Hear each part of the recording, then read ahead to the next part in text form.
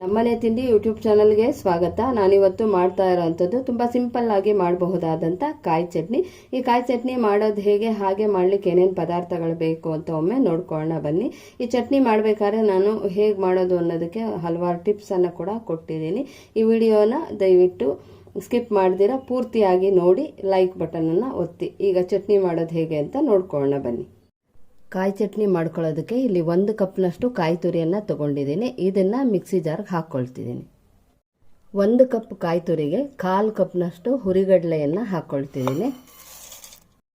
1 ಹಿಡಿಯಷ್ಟು ಕೊತ್ತಂಬರಿ ಸೊಪ್ಪು, 3 ಎಸಳು ಕರಿಬೇವಿನ ಸೊಪ್ಪು, 7 ಹಸಿಮೆಣಸಿನ್ಕಾಯನ್ನು ಹಾಕ್ಕೊಳ್ತಿದ್ದೀನಿ. ಗ್ಯಾಸ್ಟ್ರಿಕ್ಕು ಅಥವಾ ಆಸಿಡಿಟಿ ಇರೋರು ಹಸಿಮೆಣಸಿನ್ಕಾಯನ್ನು ಹುರಿದು ಬೇಕಾದರೂ ಹಾಕ್ಕೊಳ್ಬೋದು. ನಾನಿಲ್ಲಿ ಹಸಿಯಾಗಿ ಹಾಕ್ಕೊಳ್ತಿದ್ದೀನಿ. ನಿಮಗೆ ಖಾರಕ್ಕೆ ತಕ್ಕನಾಗೆ ಎಷ್ಟು ಬೇಕೋ ಅಷ್ಟು ಹಸಿಮೆಣಸಿನ್ಕಾಯನ್ನು ಹಾಕ್ಕೋಬಹುದು. ಹುಣಸೆ ಹಣ್ಣು ಸ್ವಲ್ಪ, ಇದನ್ನು ಬೇಕಾದ್ರೆ ನೆನೆಸ್ಬಿಟ್ಟು ಹಾಕ್ಕೊಳ್ಬೋದು. 1 ಇಂಚಿನಷ್ಟು ಶುಂಠಿ ಹಾಕ್ಕೊಳ್ತಿದ್ದೀನಿ. ರುಚಿಗೆ ತಕ್ಕಷ್ಟು ಉಪ್ಪು. ಈಗ 4 ಎಸಳು ಬೆಳ್ಳುಳ್ಳಿಯನ್ನು ಹಾಕ್ಕೊಳ್ತಿದ್ದೀನಿ. ಇಷ್ಟ ಇರೋರು ಒಂದು 4 ಎಸಳು ಹಾಕ್ಕೊಳ್ಳಿ. ಇಷ್ಟ ಇಲ್ಲ ನಮಗೆ ಬೇಡ ಅನ್ನೋರು ಹಾಕ್ಕೊಂಡಿರೋ ಕೂಡ ಮಾಡ್ಕೋಬಹುದು. ಅಥವಾ ನಮಗಿಷ್ಟ ಬೆಳ್ಳುಳ್ಳಿ ಅನ್ನೋರು ಇನ್ನು ಸ್ವಲ್ಪ ಜಾಸ್ತಿ ಕೂಡ ಹಾಕ್ಕೋಬಹುದು. ತೆಂಗಿನಕಾಯಿಯಲ್ಲಿ ಕೊಲೆಸ್ಟ್ರಾಲ್ ಜಾಸ್ತಿ ಇರುತ್ತೆ ಅನ್ನೋರು ಈ ರೀತಿ ಬೆಳ್ಳುಳ್ಳಿಯನ್ನು ಹಾಕ್ಕೊಂಡು ಚಟ್ನಿ ಮಾಡ್ಕೊಳ್ಳಿ. ನಾನಿಲ್ಲಿ ಕಾಯಿ ತುರಿಯನ್ನು ಹಸಿಯಾಗಿ ಹಾಗೆ ಹಾಕ್ಕೊಂಡಿದ್ದೀನಿ, ಹುರಿದಿಲ್ಲ.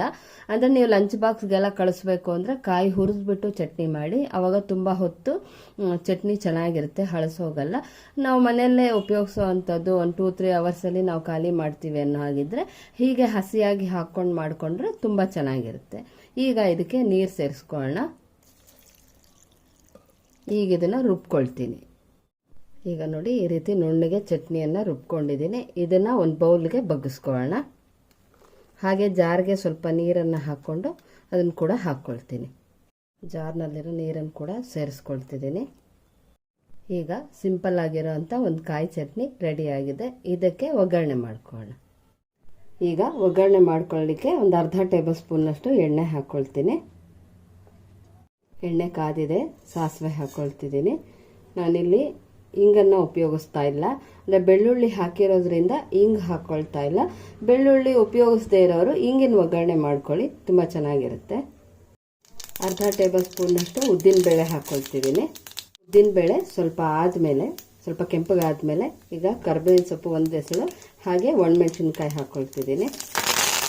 ಈಗ ಒಗ್ಗರಣೆ ರೆಡಿಯಾಗಿದೆ. ಸ್ಟವ್ ಆಫ್ ಮಾಡ್ಕೊಳ್ತಿದ್ದೀನಿ. ಇದೊಂದು ಸ್ವಲ್ಪ ತಣ್ಣಗಾದ್ಮೇಲೆ ಚಟ್ನಿಗೆ ಹಾಕ್ಕೊಳ್ಳೋಣ. ಹೀಗೆ ಬಿಸಿ ಬಿಸಿದು ಹಾಕ್ಕೊಂಡ್ರೆ ಕೆಲವೊಂದು ಸರಿ ಚಟ್ನಿ ಹಳಸೋಗ್ಬಿಡುತ್ತೆ. ಈಗ ಇದೊಂದು ಸ್ವಲ್ಪ ತಣ್ಣಗಾಗ್ಲಿಕ್ಕೆ ಬಿಡ್ತೀನಿ.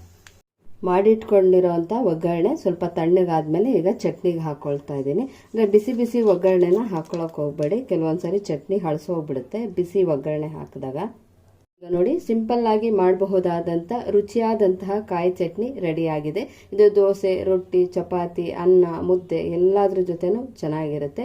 ನೀವು ಕೂಡ ಒಮ್ಮೆ ಈ ರೀತಿ ಮಾಡಿ ನೋಡಿ. ಈ ವಿಡಿಯೋ ನಿಮ್ಗೆ ಇಷ್ಟವಾದಲ್ಲಿ, ಈ ರೆಸಿಪಿ ನಿಮ್ಗೆ ಇಷ್ಟವಾದಲ್ಲಿ ಈ ರೆಸಿಪಿ ವಿಡಿಯೋನ ಬೇರೆಯವ್ರಿಗೆ ಕೂಡ ಶೇರ್ ಮಾಡಿ. ಇನ್ನು ಯಾರಾದರೂ ಸಬ್ಸ್ಕ್ರೈಬ್ ಆಗಿಲ್ಲ ಅಂದರೆ ಸಬ್ಸ್ಕ್ರೈಬ್ ಆಗಿ. ಈ ವಿಡಿಯೋ ನೋಡಿದ್ದಕ್ಕಾಗಿ ಧನ್ಯವಾದಗಳು.